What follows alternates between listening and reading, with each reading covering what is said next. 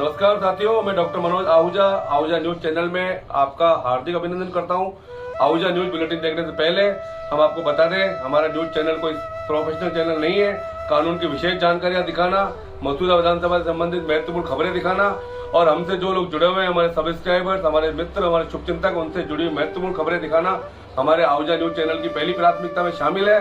आप भी हमारे आहूजा न्यूज चैनल के सदस्य बने। अगर आपने हमारे चैनल को सब्सक्राइब नहीं किया है तो सब्सक्राइब करें। तो आइए देखते हैं आज की विशेष खबरें आहूजा न्यूज चैनल बुलेटिन। परम पूज्य प्रवर्तक मरुधरा भूषण शासन गौरव गुरुदेव श्री सूकन मुनि जी मारासा एवं परम पूज्य राजस्थान सिंहनी महाश्रमणी गुरुमाता महासती श्री पुष्पवती जी मारासा की आज्ञा से परम पूज्य उप्रवर्तिनी मरुधरा शिरोमणि संघ हिताशु सदगुरुवर्या डॉक्टर श्री राजमती जी मारासा, निर्भीक वक्ता डॉक्टर साध्वी श्री राजरिद्धि जी मारासा, तपवारिधि साध्वी श्री राजलक्ष्मी जी मारासा, विद्याभिलाषी साध्वी श्री राजकीर्ति जी मारासा आदि थानाचार गुलाबपुरा, विजयनगर, सिंगावल आदि क्षेत्रों को पावन करते हुए आज श्रीमान जयमल रेहलानी के पेट्रोल पंप पर रुककर मांगलिक प्रदान कर शुक्रवार सुबह 7 बजे विहार करके बांदनवाड़ा स्थित राज के पंप के पास सुशील जी रानका के शोरूम और निवास स्थान पर पधारेंगे। तत्पश्चात प्रातः 9:30 बजे से 10:30 बजे तक महाप्रभावक उवसिगर स्तोत्र का जाप एवं बड़ा मांगलिक का कार्यक्रम रखा गया है, जिसमें कस्बे के सभी धर्मप्रेमी लाभ प्राप्त करेंगे। वहीं शनिवार 4 मार्च को उपप्रवर्तिनी मरुधरा शिरोमणि सदगुरुवर्या महासती डॉक्टर श्री गुरुमाता राजमती जी मारासा, निर्भीक वक्ता डॉक्टर साध्वी श्री राजरिद्धि जी मारासा, तपवारिधि साध्वी श्री राजलक्ष्मी जी मारासा, विद्याभिलाषी साध्वी श्री राजकीर्ति जी मारासा का मंगल प्रवेश कस्बे में होगा। कस्बे के जतन कंवर स्मारक में होली चातुर्मास का धार्मिक आयोजन होगा, जिसमें शामिल होकर अपने जीवन को सफल बनावें। आत्मा को निर्मल करने का एकमात्र स्वर्णिम अवसर चातुर्मास है। जीवन के उद्धार के लिए एक आध्यात्मिक गुरु का होना आवश्यक है। गुरु गुरुमाता राजमती जैसी हो तो फिर कहना ही क्या।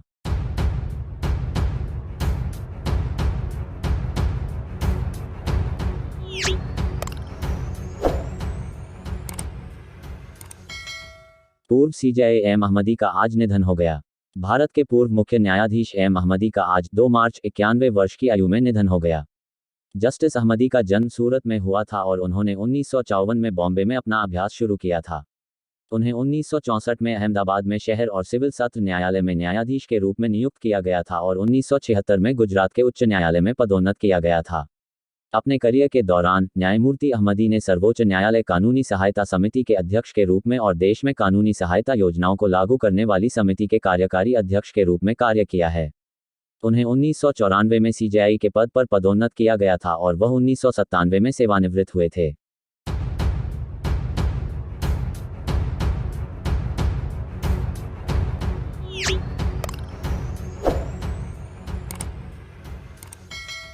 कस्बे में 3 महीने के अंतराल में सोने चांदी के आभूषण सहित नकदी की चोरी होने की 5 घटनाएं घटित हो चुकी है, जिससे कस्बे सहित आसपास के गांव की महिलाओं में दहशत व्याप्त है।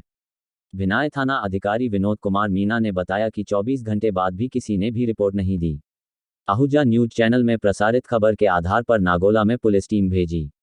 टीम महिला के घर पर जाकर महिला तथा पड़ोसियों से पूछताछ की तथा गांव में लगे सीसी फुटेज कैमरे को खंगाले। गौरतलब है कि बुधवार को नागोला निवासी पूर्व वार्ड पंच देवकरण गुर्जर की पत्नी छोटी देवी गुर्जर उम्र 55 वर्ष घर पर अकेली थी। तभी 2 महिलाएं पानी पीने के लिए घर के अंदर आई और उस महिला को बातों ही बातों में सम्मोहित कर उसके सोने 3 मादलिया, चांदी की काकनी करीबन 250 ग्राम तथा 2 चांदी के आंवला करीबन 500 ग्राम के पीड़ित महिला ने खुद उतार कर दिए उन 2 महिलाओं को।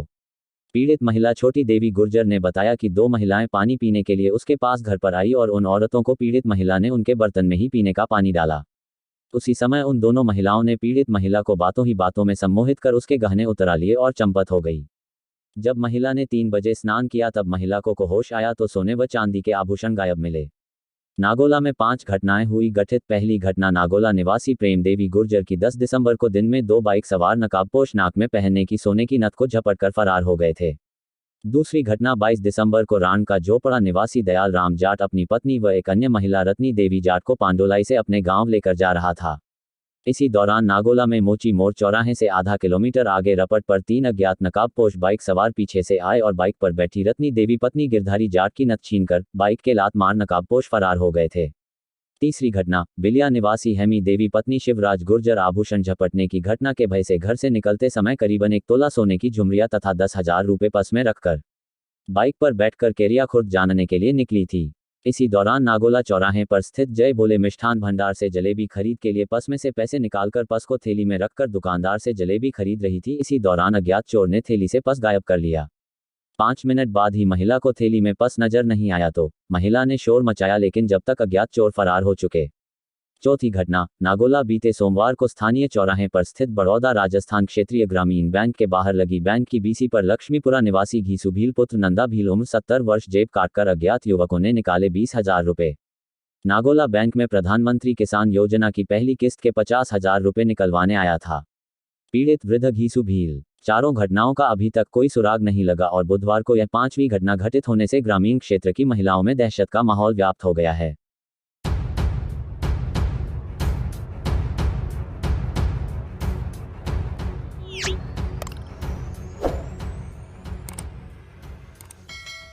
विधि एवं विधिक कार्य विभाग राजस्थान सरकार के द्वारा आदेश जारी करते हुए नसीराबाद न्यायालय में विचाराधीन दीवानी प्रकरणों में सरकार की ओर से पैरवी करने हेतु एडवोकेट हेमंत कुमार प्रजापति और ज्वाला प्रसाद मेहरा को पैनल लॉयर नियुक्त किया गया। इस बात की जानकारी नसीराबाद के अधिवक्ताओं को चलने पर सभी में खुशी की लहर दौड़ पड़ी, जिस पर बार एसोसिएशन के अध्यक्ष फारूक खान खत्री, पूर्व अध्यक्ष सुखदेव चौधरी सहित विभिन्न अधिवक्ताओं ने एडवोकेट हेमंत प्रजापति का माला साफा पहनाकर मुंह मीठा कराते हुए बधाई और शुभकामनाएं दी। वहीं नसीराबाद प्रेस क्लब के पदाधिकारी और सदस्यों द्वारा फ्रामजी चौक स्थित कार्यालय पर प्रजापति का माला और साफा पहनाकर स्वागत करते हुए राज्य सरकार का धन्यवाद ज्ञापित किया। इस अवसर पर प्रेस क्लब अध्यक्ष अमित चौकड़ीवाल, अजीत शेठी, रवि चावला, राजेश चौहान, निखिल गुर्जर, श्याम सिंह सांखला आदि मौजूद रहे।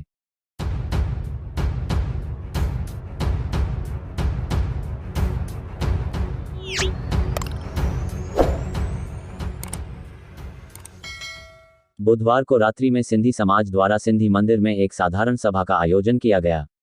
बैठक के दौरान समाज के प्रतिनिधि के द्वारा 5 दिवसीय चेटीचंड महोत्सव में होने वाले कार्यक्रमों के बारे में विचार विमर्श किया गया और कई आयोजनों का प्रस्ताव पारित हुआ। सिंधी भ्रातृ मंडल के अध्यक्ष बलराज महरचंदानी ने बताया कि चेटीचंड महोत्सव का आगाज विशाल रक्तदान शिविर के साथ किया जाएगा। स्वैच्छिक रक्तदान शिविर में जनाना अस्पताल अजमेर व जवाहरलाल नेहरू चिकित्सालय अजमेर एवं जिला चिकित्सालय केकड़ी की रक्त संग्रहण इकाई के द्वारा रक्त संग्रह किया जाएगा। 20 मार्च सोमवार को सिंधी समाज के नवयुवक मंडल के द्वारा प्रातः 7 बजे बढ़ते कदम गौशाला कादेड़ा रोड केकड़ी में वेदलक्षणा गौमाता की सेवा कर गौ माता को हरा चारा व गुड़ खिलाकर किया जाएगा। सिंधी नवयुवक मंडल के अध्यक्ष पंकज होतचंदानी ने बताया कि 21 मार्च मंगलवार को होटल वृंदा अजमेर रोड पर सिंधियत मेले का आयोजन किया जाएगा। मेले में विभिन्न प्रकार के खाद्य सामग्री, व्यंजन, फास्ट फूड की स्टॉल पर स्वाद का आनंद लेते हुए गेम खेलकर झूले चक्री खाकर संगीत का आनंद लेकर लुत्फ उठाया जाएगा। 22 मार्च को सनातन धर्म द्वारा दोपहर 2 बजे सर्व हिंदू समाज की रैली पटेल स्कूल सपंदा रोड से प्रारंभ की जाएगी। शोभायात्रा में हेमू कालानी की झांकी सजाकर समाज द्वारा शोभायात्रा निकाली जाएगी। 23 मार्च को चेटीचंड के पर्व पर प्रातःकालीन समय नगर के मुख्य मार्गों से वाहन रैली निकाली जाएगी एवं दोपहर 12:30 पर सिंधी मंदिर में गुरु ग्रंथ साहिब का पाठ कर महाप्रसादी का वितरण किया जाएगा। संध्या के समय भगवान झूलेलाल, राधा कृष्ण एवं भोलेनाथ की श्रृंगार कर मनोरम झांकी के साथ समस्त सिंधी समाज उत्साह के साथ नाचते गाते हुए हरि कीर्तन करते हुए नगर के प्रमुख मार्ग से शोभा यात्रा निकालेंगे, जिसका समापन पुरानी केकड़ी स्थित चारभुजा मंदिर पर होगा। बैठक के दौरान चेतन भगतनी, शैलेंद्र वाधवानी, रमेश सेवकराम, वासु कोरानी, जय महाराज, राकेश बलानी, अशोक कोडनानी, अजय परवानी, प्रेम कोडवानी, रवि हरवानी आदि ने अपने विचार व्यक्त किए।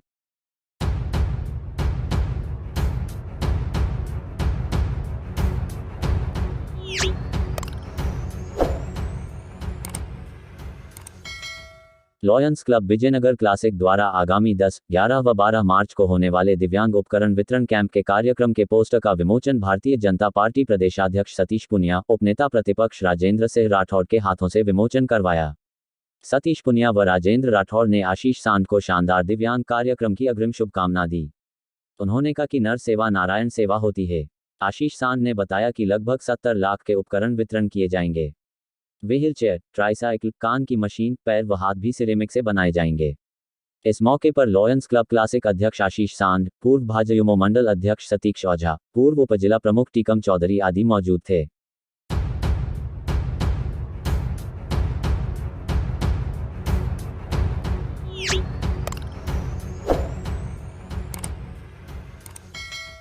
जिले की ब्यावर सदर पुलिस अवैध हथियार के साथ एक आरोपी को गिरफ्तार कर बड़ी सफलता हासिल की है। हेड कांस्टेबल सुखदेव चौधरी ने बताया कि जिला स्तर पर चलाए जा रहे प्रदेश के अवैध हथियार धरपकड़ अभियान के अंतर्गत चुनाराम जाट आईपीएस पुलिस अधीक्षक अजमेर के निर्देशानुसार ईश्वर से वृत्ताधिकारी वृत्त मसूदा के निकट सुपरविजन में चेनाराम बेड़ा पुलिस निरीक्षक थानाधिकारी थाना ब्यावर सदर के नेतृत्व में टीम का गठन किया जाकर टीम को अवैध हथियार रखने वालों के खिलाफ कार्यवाही करने के निर्देश दिए गए। उक्त निर्देशों को अमल करते हुए टीम ने लगातार संदिग्धों के ठिकानों पर दबिश कार्रवाई की तथा मुखबिर खास मामूर कर सादा वस्त्रों में रहकर आसूचना संकलित कर 1 मार्च को आरोपी मोइनुद्दीन उर्फ मोइन पुत्र श्री अब्दुल गनी मंसूरी जाति मुसलमान उम्र 27 साल निवासी रामबाग कॉलोनी मसूदा को एक अवैध हथियार पिस्टल व 2 जिंदा कारतूस के साथ गिरफ्तार किया। आरोपी मोइनुद्दीन उर्फ मोइन के विरुद्ध आर्म्स एक्ट के तहत मामला दर्ज कर अनुसंधान किया जा रहा है। अवैध हथियार सहित गिरफ्तार करने में जो टीम बनाई गई उसमें थानाधिकारी चेनाराम बेड़ा, सहायक उप निरीक्षक सुखदेव, सहायक उप निरीक्षक Chetan Singh, head constable Sukhram Chaudhary, constable Praveen, Rajuram, Sukhpal, Ajay Chaudhary, Harendra Chaudhary, Ramprasad, Manoj, Mahendra Meena, Mukesh Kumar, Dharmaram Gurjar, Sushil Togas शामिल रहे।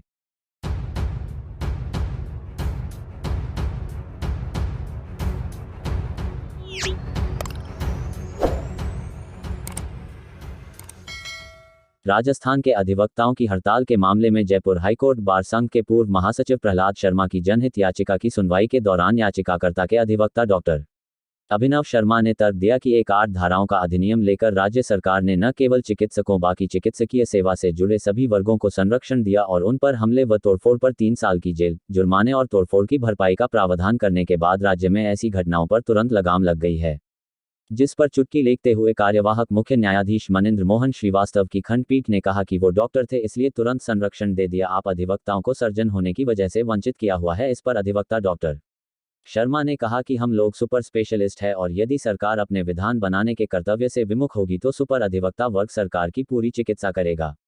स्पेशलिस्ट वकील हड़ताल कर रहे हैं जी नहीं, वे आंदोलन कर रहे हैं। न्यायालय ने कहा कि राज्य के अधिवक्ता हड़ताल नहीं कर सकते। इस पर डॉक्टर शर्मा ने तर्क दिया कि वकील हड़ताल पर नहीं है, वे आंदोलन कर रहे हैं, हक मांग रहे हैं। स्ट्राइक और आंदोलन में अंतर है।